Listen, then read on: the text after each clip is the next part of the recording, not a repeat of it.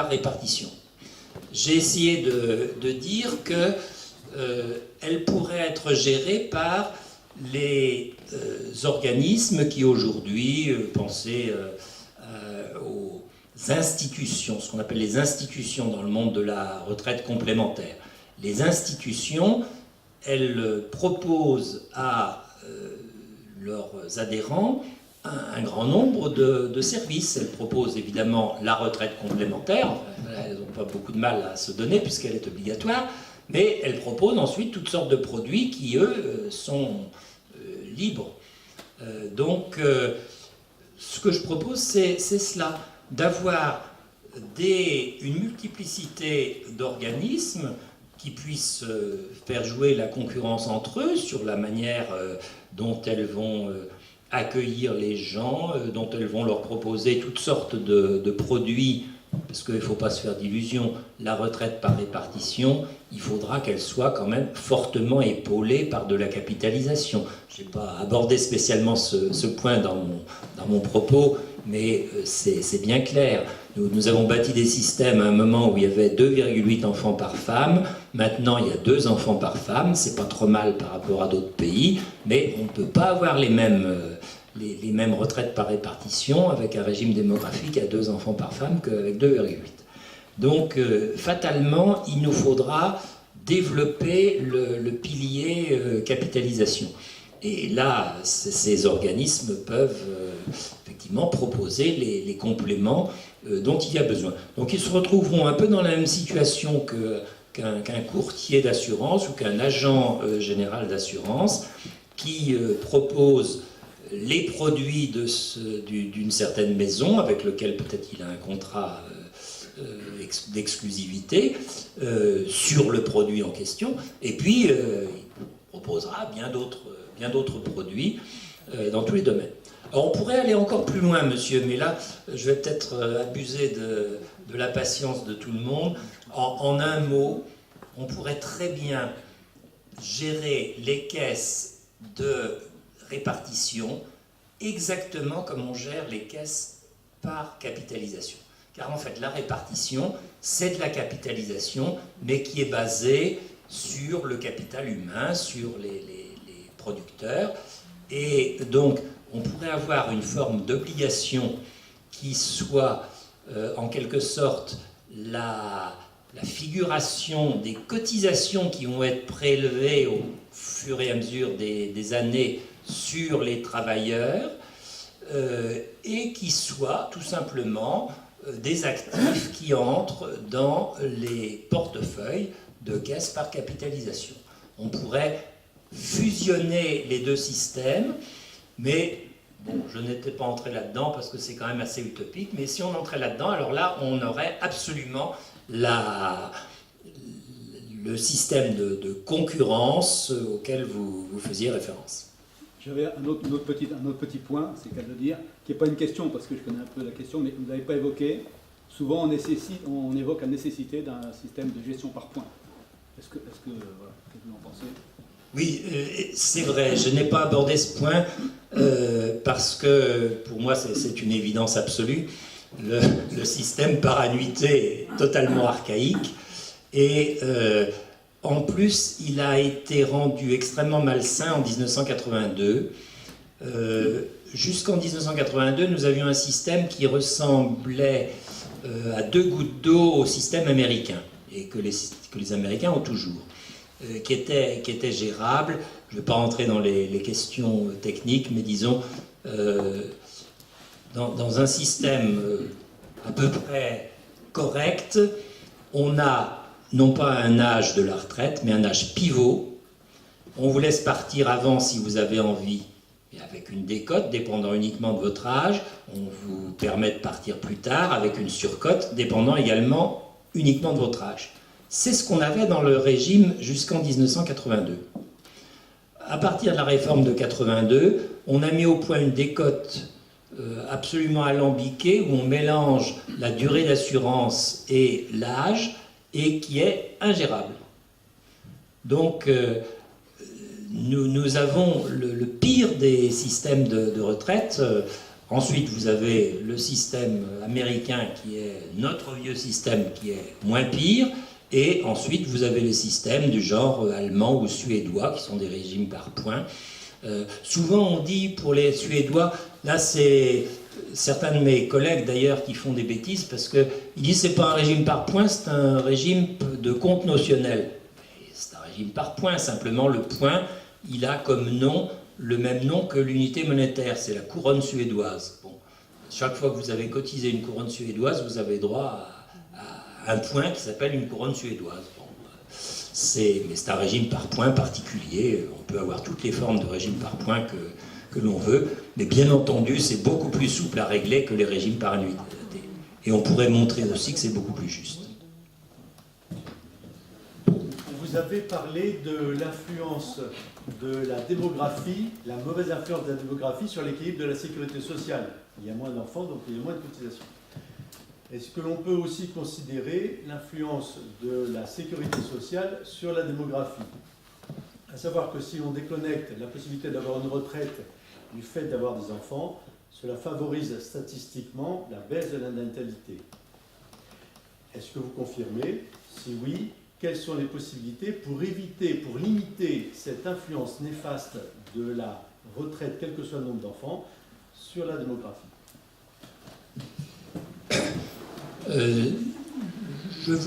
Donc, monsieur dit que puisque la démographie est très importante en matière de retraite et donc de sécurité sociale de manière générale, est-ce qu'inversement, il n'y a pas un rapport, est-ce que la façon dont fonctionne notre sécurité sociale n'exerce pas une influence sur la démographie? Je réponds oui, certes. Et je suis très heureux que vous ayez, monsieur, dit que ça n'était pas, vous n'aviez pas cité simplement, vous n'avez même pas cité d'ailleurs, la politique familiale qu'on met toujours en avant en la matière. Bien sûr, on a raison de la mettre en avant, mais le système de retraite. Alors, je n'ai pas une opinion extrêmement tranchée là-dessus, parce que nous manquons de travaux, il faudrait des travaux, statistiques qui n'existent pas.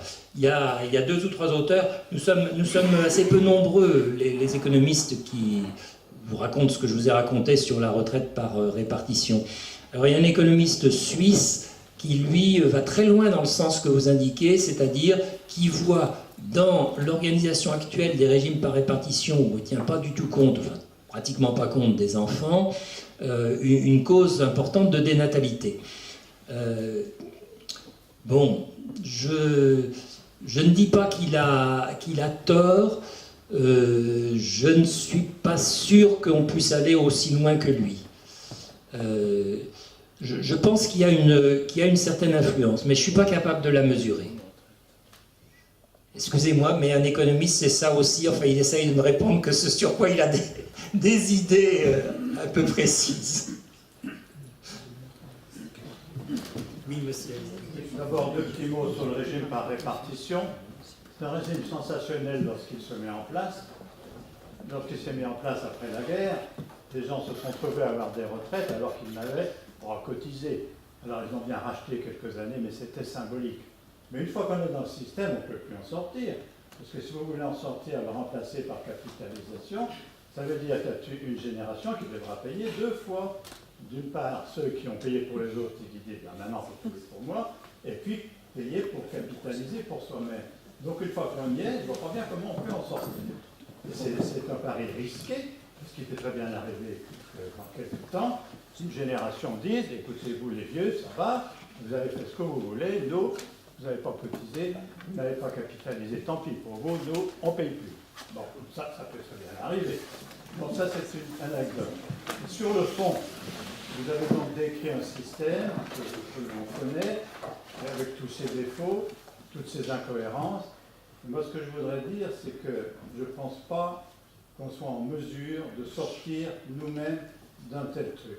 Quand on est dans un système de décadence ou de perversion profond, un système comme celui-là ne peut pas s'auto-réformer, c'est impossible, on le voit bien. Parce qu'à la tête d'un tel système, il y a des gens qui en profitent, qui sont élus, d'accord, mais qui, au bout d'un an, ils n'ont qu'un objectif, c'est de rien faire qui les empêche d'être élus dans 3 ou 4 ans. Comment voulez-vous qu'on puisse faire des choses correctes comme ça? Donc on est dans une espèce de fiction de démocratie, qui n'en est pas une. On a un président qui nous dit parfois, vous m'avez élu, 60 propositions, terminé, maintenant je fais ce que je veux. Et vous faites les travaux, et on vous en remercie, pour améliorer les systèmes de gestion et tout. Le président, lui, il suffit d'une soirée pour savoir ce qu'il faut faire pour les échelons territoriaux. Vous voyez, et c'est tout comme ça. Et il nous sort un truc sur les familles, encore récemment, là, et c'est tout comme ça. Donc c'est un système qui est bloqué et qui ne peut se réformer qu'à travers une crise. Et moi je vais vous le dire, ça fait des années que je vote Front National, alors que les idées politiques sont celles de votre parti, mais j'en ai vraiment assez de voir des gens comme ça qui n'osent pas. Enfin, Sarkozy aurait pu faire quelque chose, mais il n'ose pas. Or en politique, plus qu'ailleurs, celui qui ose n'est pas sûr de gagner, celui qui n'ose pas, il est sûr de perdre. Et bien, c'est ce qui lui est arrivé. Et ce qui arrivera à d'autres qui se préparent maintenant, même s'ils arrivent au pouvoir, avec la trouille de faire quoi que ce soit de sérieux. Alors vous voyez, moi je ne vois pas de solution à travers une crise, avec tous les défauts que ça pourra avoir, tous les inconvénients que ça procurera, mais qui permettra peut-être un ressourcement. Voilà où j'en suis de ma réflexion. Merci.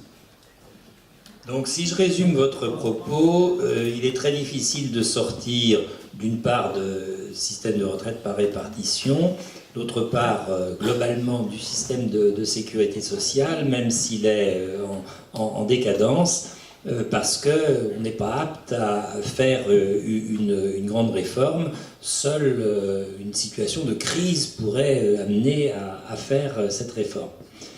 Je vais être encore plus pessimiste que vous, s'il est possible, monsieur. Je ne suis même pas sûr qu'une crise suffise. Regardez ce qui s'est passé à l'issue de la Seconde Guerre mondiale. Nous avions eu la plus grande crise qu'on puisse imaginer. Et ce qui a été mis en place, on ne peut pas dire que ce soit une très grande réforme par rapport aux assurances sociales de 1930. On a conservé une partie des principes en rajoutant un peu d'étatisation.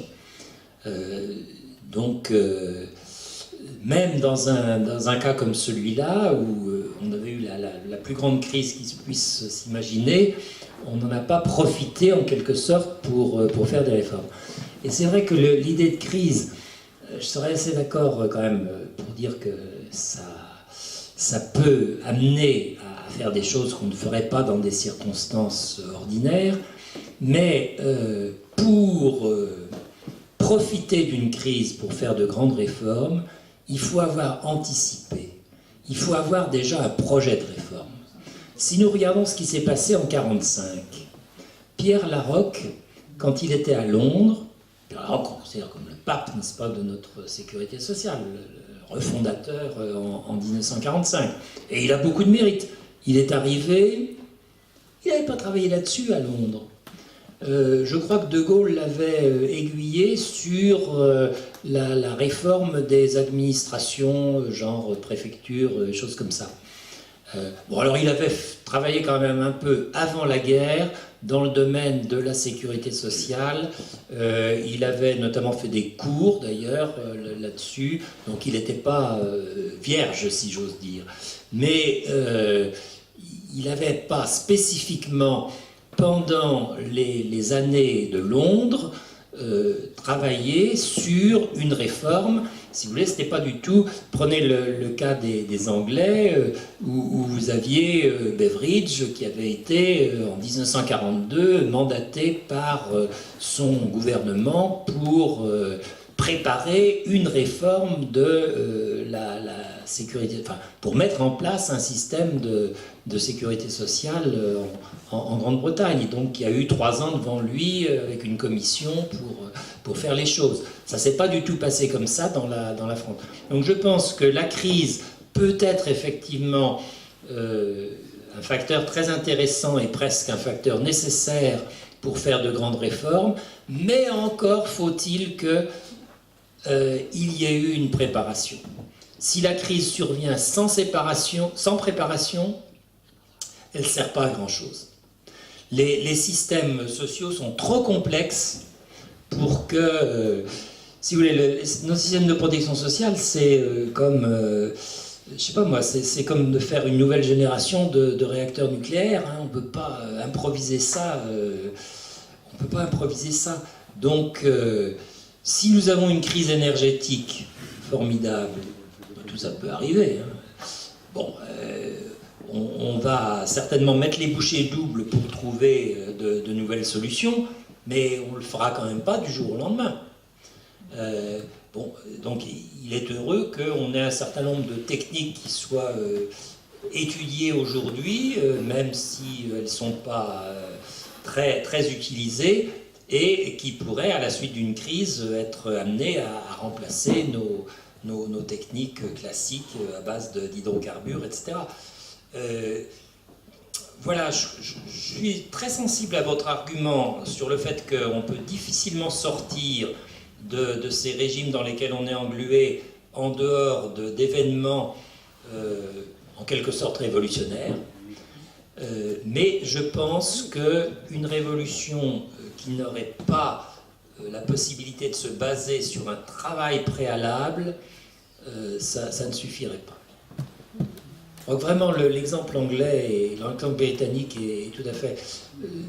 Churchill a promis aux Anglais du sang et des larmes, mais il a mis Beveridge au boulot. Voilà.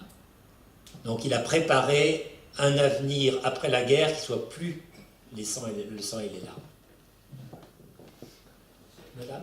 Est-ce qu'on n'est pas tout de même en train de préparer cette profonde réforme? Enfin, je ne parlerai pas des retraites, mais au niveau de la sécurité sociale, avec l'accord national interprofessionnel, d'obligation justement pour tout employeur, donc à partir de 2016, d'offrir une complémentaire santé à ses salariés, à tous ses salariés. Donc il va y avoir de plus en plus, qu'on constate depuis plusieurs années, un déremboursement important de la sécurité sociale, par rapport à des prestations, par rapport à des médicaments, etc. Et petit à petit, ce sont les entreprises finalement qui vont, entre guillemets, offrir, ou en tous les cas participer à cette dépense de santé pour tous ces salariés, et donc la société. Est-ce que plus tard, ça ne sera pas effectivement, je dirais, c'est complémentaire, donc c'est ce qu'on appelle des complémentaires de groupe, enfin, des collectives, entre guillemets, dans le jargon des assureurs, au départ, ça sera un socle qui sera assez minime pour faire passer la pilule, je dirais, auprès des entrepreneurs. Et petit à petit, est-ce qu'il ne va pas être obligé de gonfler au détriment, justement, enfin, de cette sécurité sociale qui va diminuer ses remboursements d'année en année? Donc, Madame m'a posé la question des complémentaires santé qui ont été rendus obligatoires par la loi il y a quelques mois. Et ça va poser naturellement un problème aux entreprises. Beaucoup d'entreprises financent des assurances santé complémentaires, mais pas toutes, et celles qui ne le font pas. Et puis Madame craint, et à juste titre me semble-t-il, que progressivement on réduise la partie remboursement par l'assurance maladie de la sécurité sociale et qu'on laisse davantage à rembourser à ces complémentaires. Donc, tout à fait d'accord avec votre description. J'irai encore peut-être un petit peu plus loin que vous. D'abord, pour regretter, on prétend soulager les entreprises d'un côté et on leur ajoute des fardeaux de l'autre. Ça, c'est vraiment typique de la gouvernance à la française. Bon, donc, ne nous étendons pas plus. Mais... en ce qui concerne la dualité entre l'assurance maladie de la Sécu et les assurances complémentaires, je pense que c'est désastreux. Je raisonne dans ce domaine à peu près comme je l'ai fait en matière de retraite. C'est-à-dire, je pense qu'il nous faut un seul organisme qui puisse gérer à la fois la partie obligatoire sécurité sociale, le remboursement qui est prévu comme un minimum, disons, par les pouvoirs publics, et puis le régime complémentaire, l'assurance complémentaire. Parce que le problème de gestion est le même. Les caisses complémentaires, qu'elles soient mutuelles ou assurances, etc., elle fonctionne avec 20 à 25% de frais. 20 à 25% des prestations qu'elle verse sont à ajouter sous forme de frais de gestion. Au niveau de l'assurance maladie, on en est à moins de 5%. Bon, c'est tout à fait normal. Que vous remboursiez 10% des soins ou que vous remboursiez 70%, finalement les frais de gestion sont les mêmes dans les deux cas. Donc c'est stupide d'avoir deux gestions différentes. Et on a déjà la solution, il y a un certain nombre de mutuelles, la mienne, la MGEN, l'Éducation nationale, est dans ce cas. Alors la MGEN n'est pas un modèle de gestion, ça, malheureusement, mais en revanche, elle a cet énorme avantage de gérer à la fois les prestations sécu et ses prestations de complémentaires. Donc le travail est presque divisé par deux. Donc si elle était bien gérée, elle ferait de grosses économies. Ensuite, elle en a profité pour être mal gérée, c'est autre chose. Mais des complémentaires santé qui pourraient gérer en même temps la partie sécurité sociale nous ferait faire de grosses économies. Là encore, j'ai pas chiffré comme pour les retraites, mais je pense qu'on pourrait faire des économies à peu près du même ordre de grandeur. Le chiffre de 3 milliards, là aussi, ne me paraît pas exorbitant. Donc il y a vraiment des économies de gestion à faire. Mais je pense que pour ce qui est de dégager les entreprises, il faut en finir avec la protection sociale obligatoire d'entreprise. Qu'il y ait des entreprises qui veuillent donner une protection sociale complémentaire, très bien, mais on est à une époque où les gens changent beaucoup plus de travail.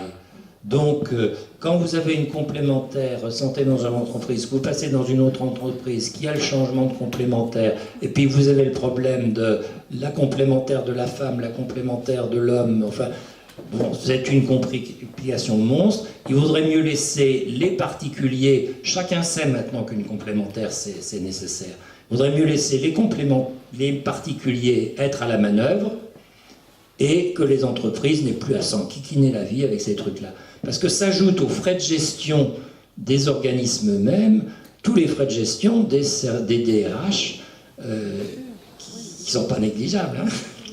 Alors on va dans le sens contraire, là, aujourd'hui. On est parti dans le sens contraire. Absolument. Absolument. Mais on ne sait pas avec quoi embêter encore les entreprises. Les comptes pénibilité, regardez. Je ne sais pas si vous êtes dans cette partie DRH. Question de personne. Je ne sais pas s'il y a une dernière question pour finir, très rapidement. Moi, je me posais la question en vous écoutant, savoir si notre société avait encore la capacité à accepter les réformes que vous proposez, et notamment ce système d'échange solidaire, parce que finalement, ce qui fonde ce système est contraire aux valeurs qui sont celles de la société d'aujourd'hui. L'individualisme, je vais être un peu vulgaire, ceux qui me connaissent, chacun pour sa gueule, quoi. On le voit tous les jours. La figure du père est attaquée. Vous parliez dans le cadre des fondements, c'est le fondement du système de répartition. Donc aujourd'hui, ça c'est quelque chose qui fonctionne plus. La famille est attaquée et donc la natalité est également. On est dans l'immédiateté. Donc pensez effectivement à ma retraite de demain. Est-ce que c'est quelque chose qui est assimilable? Autrement dit, est-ce qu'il n'y a pas d'abord un facteur, il ne faut pas recréer les conditions de confiance en l'avenir avant d'envisager ce type de système. Et je terminerai par un dernier point. Aujourd'hui, on est dans un monde, moi je le vois en tant que, à la fois en tant qu'encadrant, que parent, où les uns et les autres refusent le fait de souffrir. C'est-à-dire, à un moment, ça fait mal, il faut se faire mal, il n'y a pas que des droits, il y a aussi des devoirs. Et moi, j'entendais, en fait, en vous écoutant sur vos propos à caractère